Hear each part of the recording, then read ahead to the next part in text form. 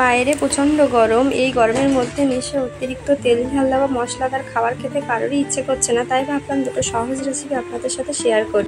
মাছের মাথা দিয়ে মুগ ডাল তৈরি করার জন্য শুকনো খোলায় মুগ ডালটা ভেজে নিয়েছি, তারপর ভালোভাবে ধুয়ে প্রেসারে দিয়ে দিচ্ছি সেদ্ধ করে নেওয়ার জন্য।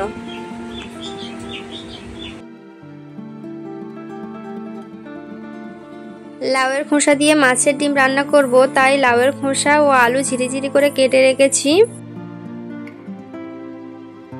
এরপর সর্ষের তেলে 5 ফোড়ন দেব, দিয়ে দেব পেঁয়াজ,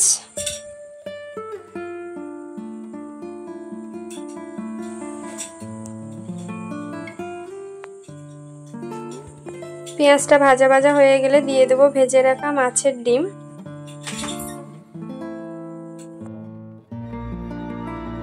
আগের দিন মাছের ডিম ভাজা ছিল, তাই আর একটু ভেজে নিলাম।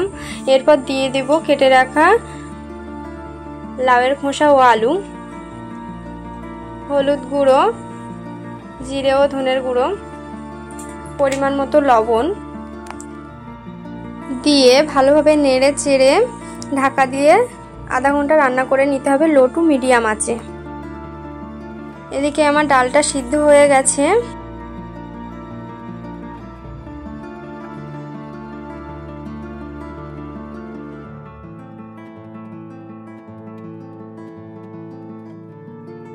তেল গরম হয়ে গেলে 5 ফোড়ন দিয়ে দেব পেঁয়াজ। কিছুক্ষণ নাড়াচাড়া করার পর ভেজে রাখা মাছের মাথাটা দিয়ে একটু ভেজে নেব ভেঙে দিয়ে। এর মধ্যে দিয়ে দেব সেদ্ধ করে রাখা মুগ ডাল। নেড়ে চেড়ে ভালোভাবে ডালটাকে গলিয়ে নিয়ে দিয়ে দেব হলুদ গুঁড়ো, পরিমাণ মতো লবণ, জিরে ও ধনে গুঁড়ো।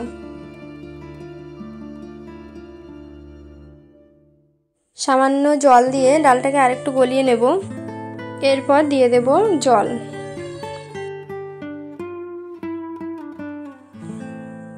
এরপর সামান্য চিনি দিয়ে ডালটা একটু গাঢ় হয়ে আসলে গরম মশলা দিয়ে নামিয়ে নেব। এরপর ভাজা ঢাকাটা খুলে আরেকটু নেড়ে চেড়ে দেব। আমার ভাজা একেবারে রেডি। এবার এটাকে ডালের সাথে পরিবেশন করব।